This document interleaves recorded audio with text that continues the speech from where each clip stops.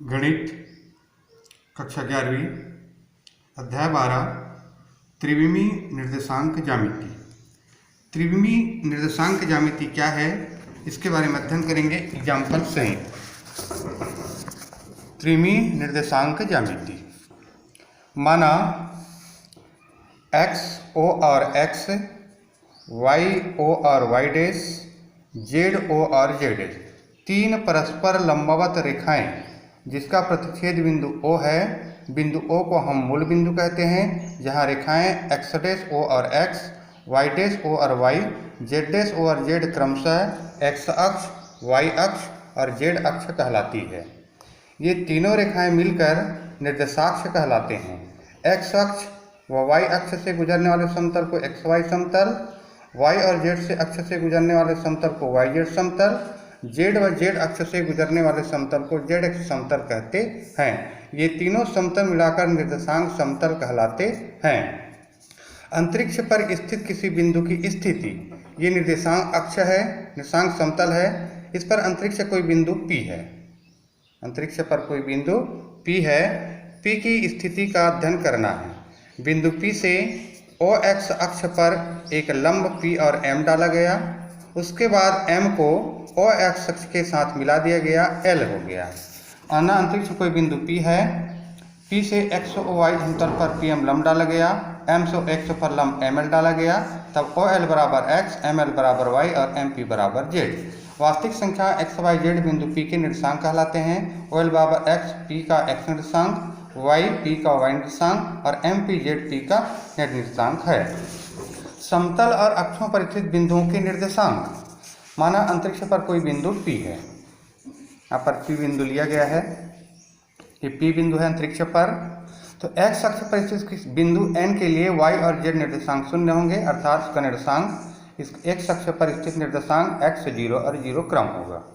Y अक्ष पर कोई बिंदु है तो इसके L के लिए, जैसे L है, इसके लिए Z और X अक्ष के निर्देशांक शून्य होंगे।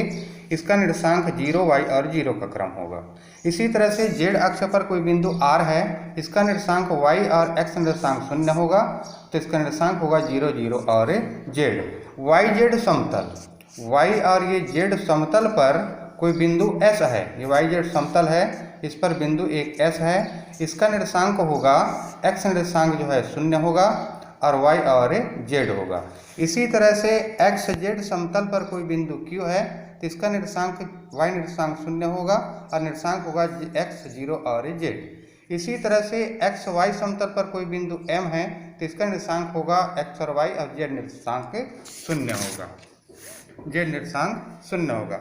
जैसे हमको मालूम है कि समकोणिक निर्देशांक पद्धति में निर्देशांक समतल पूरे आकाश को 8 भागों में विभाजित करती है। इन भागों को अष्टांक कहते हैं। ये निम्नलिखित सारणी में आपको दिया गया है। अष्टांक क्या है? भिन्न अष्टांक में स्थित बिंदुओं के निर्देशांक में चिन्ह का केवल अंतर होता है। इसमें आपको अष्टांक देखना है। x, y और z निर्देशांक समतल है। OX, OX डैश, OX और OX डैश। यहाँ पर OX और YZ एक समतल हुआ, तीनों का चिन्ह धनात्मक। OX डैश और YZ समतल, ये OX डैश और y और z समतल। इस समतल में चिन्ह होगा x निर्देशांक का चिन्ह होगा ऋणात्मक और y का होगा ये धनात्मक, क्योंकि ये धनात्मक y और z है।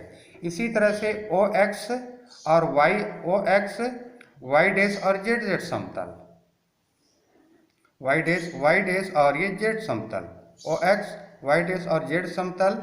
इस पर OX का मान धनात्मक होगा, x निर्देशांक धनात्मक होगा, y निर्देशांक ऋणात्मक होगा, z निर्देशांक धनात्मक होगा। इसी तरह से OX डैश, y और z समतल, y और z समतल, x का मान ऋणात्मक, y का मान धनात्मक और z का मान पुनः ऋणात्मक होगा। इसी तरह से OX डैश और ये इस समतल पर जाते हैं z और y डैश समतल पर, तो ऋणात्मक और ऋणात्मक, z का मान धनात्मक होगा। दो बिंदुओं के बीच की दूरी, ये हमने पिछले अध्याय में पढ़ लिया है, लेकिन यहाँ पर x1, y1, z1, x2, y2 और z2 दो p और q के निर्देशांक हैं। तो दो बिंदुओं के बीच की दूरी बराबर होता है pq बराबर वर्गमूल x2 - x1 का whole square plus y2 - y1 का whole square plus z2 - z1 का होल स्क्वायर। पिछले कक्षाओं में हमने इसका अध्ययन कर लिया है। अब देखते हैं कुछ ऐसे आकृति हैं जिसको दूरी के प्रयोग के लिए निम्नलिखित ज्यामितीय आकृतियों के गुणधर्म याद रखना है। वर्ग देखते हैं, सभी भुजाएं बराबर होती है और विकर्ण की लंबाई भी बराबर होती है। समचतुर्भुज को यदि सिद्ध करना है तो सभी भुजाएं बराबर होती है, विकर्ण की लंबाई बराबर नहीं होती है। आयत में सम्मुख भुजाएं बराबर, विकर्ण की लंबाई भी बराबर। समांतर चतुर्भुज में सम्मुख भुजाएं बराबर, विकर्ण की लंबाई बराबर नहीं होती। चतुर्भुज, समचतुर्भुज और समांतर चतुर्भुज में विकर्ण की लंबाई असमान होती है, बाकी सभी भुजाएं या सम्मुख भुजाएं बराबर होती है। इसी में हम देखते हैं जैसे बिंदुओं 2, 3, 5, 4 प्रश्नावली का सवाल 4, 3, 1 के बीच की दूरी ज्ञात कीजिए। दो बिंदुओं a x1 y1 z1 x2 y2 और z2 के बीच की दूरी ज्ञात करना है। तो a और b के बीच की दूरी सूत्र होता है वर्गमूल x2 - x1 का whole square plus y2 - y1 का whole square plus z2 - z1 का होल स्क्वायर। x1 बराबर 2, y1 बराबर 3, z1 बराबर 5, x2 बराबर 4, y2 बराबर 3 और z2 बराबर हो जाएगा 1। इसको सूत्र में मान में रखा गया है, तो इसका मान आया ab बराबर वर्गमूल b। 20 को हमने तोड़ दिया 4 और 5 में, तो आ गया 2 वर्गमूल 5 इकाई। ये बिंदुओं के बीच की दूरी ज्ञात करना है। इस तरह के प्रश्न भी आपने देखा है। y अक्ष पर उस बिंदु के निर्देशांक ज्ञात कीजिए जिसका बिंदु P से दूरी जो है 5 वर्गमूल 2 है। y अक्ष पर कोई बिंदु जो है 0, y और 0 के रूप का होता है। तो pa बराबर 5 वर्गमूल 2, pa स्क्वायर बराबर आपका हो जाएगा 5 × 5 = 25 दूनी 50। इसको भी दूरी के सूत्र में रखा गया P और a के बीच की दूरी।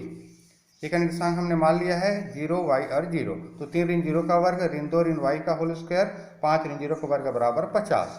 यहाँ से निकल जाएगा 3 का वर्ग 9, 2 का वर्ग 4 धन y स्क्वायर धन 4y धन 25 बराबर 0। इसको हल करने पर आता है y बराबर 2 और ऋण 6, अर्थात y अक्ष पर स्थित बिंदु 0, 2 और 0 या 0, -6 और 0 होंगे। इसी तरह से अगला है सिद्ध कीजिए कि बिंदु ऋण 2, 3 और 5, 1, 2 और 3 और 7, 0 और ऋण 1 समरेख हैं। दिए हुए बिंदु a का निर्देशांक, b का निर्देशांक, c का निर्देशांक। a और b के बीच की दूरी ज्ञात की है हमने, तो a बराबर आया वर्गमूल 14। b और c के बीच की दूरी ज्ञात करते हैं, तो इसका मान आया bc बराबर 2 वर्गमूल 14। c और a के बीच की दूरी ज्ञात करते हैं, तो 3 वर्गमूल 14। क्योंकि संरेख होने के लिए शर्त है कि ab धन bc बराबर होना चाहिए ca, तो 14 वर्गमूल 14 धन 2 वर्गमूल 14 बराबर 3 वर्गमूल 14। इसलिए ए बी धन बी सी बराबर सी ए, अतः ए बी और सी जो है समरेखीय हैं। यही आपको सिद्ध करके लाना था। समरेख के बाद अगला चलते हैं